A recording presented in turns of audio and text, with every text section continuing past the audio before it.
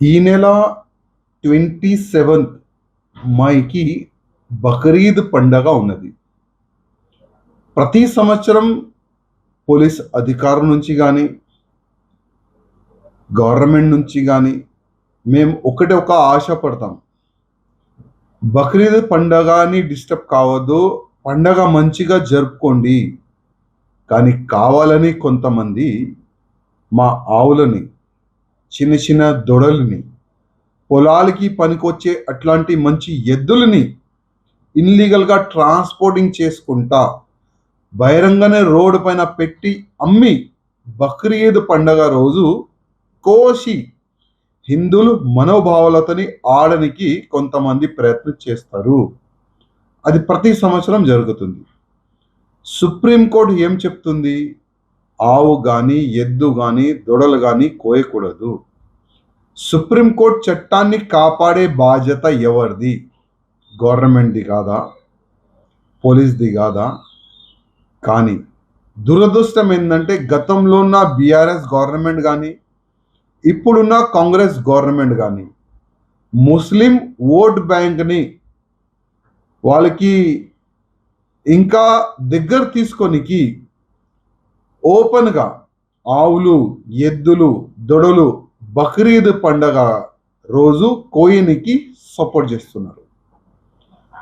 Illegal ట్రాన్స్పోర్టింగ్కి police protection పెట్టి మరియు old city కానీ, న్యూ సిటీ కానీ అక్కడిక్కడ ఎక్కడెక్కడ ముస్లిమోలు బక్రీద్ సందర్భంలో కోయనికి వాళ్ళు కొననికి ట్రై చేస్తారు. అక్కడ వాళ్ళకి సపోర్ట్గా పోలీస్ డిపార్ట్మెంట్ నుంచి నిలబడుతున్నారు.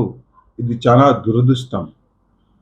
సుప్రీంకోర్టు చట్టాన్ని కాపాడే అధికారులే సుప్రీంకోర్టు చట్టంకి అవమానం చేస్తున్నారు.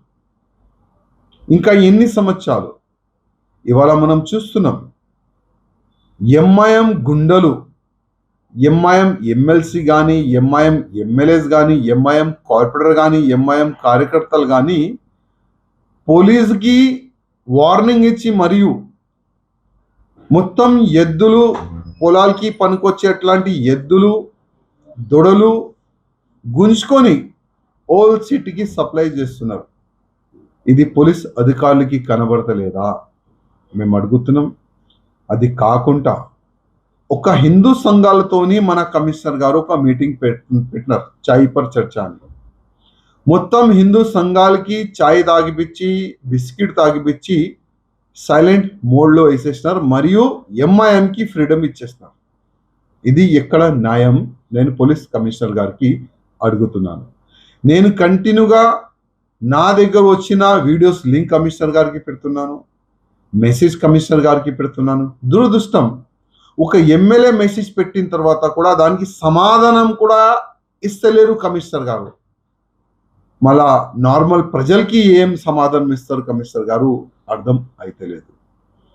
ఇవాళ చాలా వరకు గౌరక్షకులకి నోటీస్ ఇస్తున్నారు, బ్యాండ్ ఓవర్ చేస్తున్నారు, వార్నింగ్ ఇస్తున్నారు. ఎవరైనా గౌరక్ష పేరు పైన రోడ్డు పైన వస్తే రౌడీ షీట్ ఓపెన్ చేస్తాం, లేకపోతే కాల్ చేస్తామని ఆ విధంగా పోలీసు ప్రతి ఒక్క పోలీస్ స్టేషన్ లిమిట్లో గౌరక్షకులు పిలిచి వార్నింగ్ ఇస్తున్నారు. ఇది మన తెలంగాణలో నడుస్తున్న పరిస్థితి. మన తెలంగాణ ముఖ్యమంత్రి రేవంత్ రెడ్డి గారు, నేను చూసినాను ఎలక్షన్ మూమెంట్లో మీరు కూడా గోమాతని పూజ చేసినారు. కానీ ఇవాళ ఈ బక్రీద్ పండగ రోజు ఎన్నో ఆవులు, ఎన్నో దొడలు, పొలాలకి పనికొచ్చేట్లాంటి మంచి ఎద్దులని కోసేస్తారు. ఆ పాపం మీకే తెలుపుతుంది. ఎందుకంటే తెలంగాణ స్టేట్కి రాజు మీరే. మొత్తం పాపం మీకే తెలుపుతుంది. ఇంకా ఈ గౌ హత్య గురించి ఎంతోమంది పోలీసులు ఈ కషాయాలకి సపోర్ట్ చేస్తున్నారు. ఈ పాపం మీకు కూడా తెలుపుతుంది, యాద పెట్టుకోండి. నేను ఇప్పుడు కూడా పోలీస్ డీజీపీ గారికి, కమిషనర్ గారికి రిక్వెస్ట్ చేస్తున్నాను, చట్టాన్ని చేతికి తీసుకునే వాళ్ళపైన యాక్షన్ తీసుకోండి. సుప్రీంకోర్టు చట్టంని కాపాడండి. ఇవాళ మీరు మా అందరికీ వార్నింగ్ ఇస్తున్నారు, కేసులు పెట్టరు అని. కేసులకి ఎవరు కూడా భయపడరు. మళ్ళా మేము రోడ్డు పైన వచ్చి మళ్ళీ అదే గౌరక్షణ చేస్తే కమ్యూనల్ వైలెన్స్ కావద్దు అదే ఉద్దేశంతోని మేము కంటిన్యూగా మీకు రిక్వెస్ట్ చేస్తున్నాము, లేఖ కూడా రాసినాము. కమిషనర్ గారు, డీజీపీ గారు మరియు ముఖ్యమంత్రి గారికి నివేదిక. బక్రీద్ పండగకి మాకు ఎట్లాంటి ఇబ్బంది లేదు, కానీ అదే బక్రీద్ పండగలో మా ఆవులు, దొడలు, ఎద్దుల్ని చంపుతారు కదా, అదే మాకు ఇబ్బంది. హిందూ మనోభావాలకి దెబ్బ తగిలే అట్లాంటి పని ఎవరు కూడా చేస్తే వాళ్ళపైన యాక్షన్ తీసుకోవాలని నేను డీజీపీ గారికి, కమిషనర్ గారికి మరియు ముఖ్యమంత్రి గారికి రిక్వెస్ట్ చేస్తున్నాను.